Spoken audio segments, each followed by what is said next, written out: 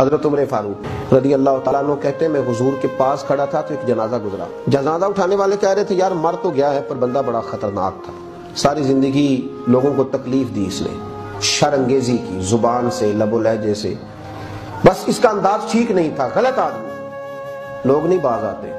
میں نے دیکھا ہے ایک بات کرنے والے کہہ ہی جاتے ہیں, لفظ بول ہی جاتے ہیں, نہیں باز آتے. ان لوگوں نے بھی کہہ دیا کہ بڑا سخت آدمی تھا, بڑا برا تھا, بڑا لوگوں کو تکلیف دیتا تھا. نبی پاک علیہ السلام نے سن لیا تو حضور نے فرمایا واجبات, اس پر واجب ہو گئی. حضرت عمر کہتے ہیں اتفاق کی بات کہ ایک جنازہ اور آ گیا.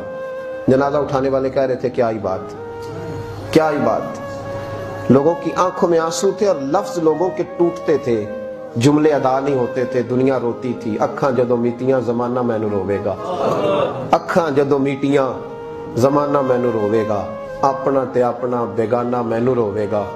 ہوتا ہے ایسا, لوگ رو رہے تھے, آنکھوں میں آنسو تھے, لفظ ٹوٹتے تھے, کہتے تھے بڑا آدمی تھا یار. آج تو یہ ہر چیز کو سوگوار کر گیا, لوگ رو رہے تھے, تڑپ رہے تھے. تو نبی پاک نے بھی سنا, حضور نے بھی سنا, اللہ کے سب سے بڑے گواہ نے سن لیا, رب کے سب سے بڑے نمائندے نے سن لیا, اور محبوب کہنے لگے واجبات, اس پر بھی واجب ہو گئی. جنازے دونوں گزر گئے. حضرت عمر عرض کرنے لگے حضور جس کو لوگوں نے برا کہا اس پر بھی واجب ہو گئی, جس کو اچھا کہا اس پر بھی واجب ہو گئی.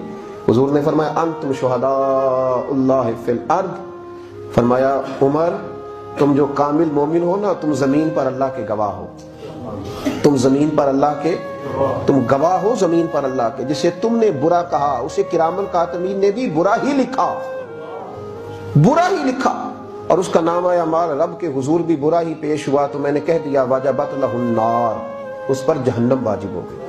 اور فرمایا جس نے تمہیں جس کو تم نے اچھا کہا اسے کرام الکاتبین نے بھی اچھا ہی لکھا, اس کا نام آیا مال بھی اچھا ہی گیا. تو میں نے کہہ دیا واجبت, اس پر جنت واجب ہو.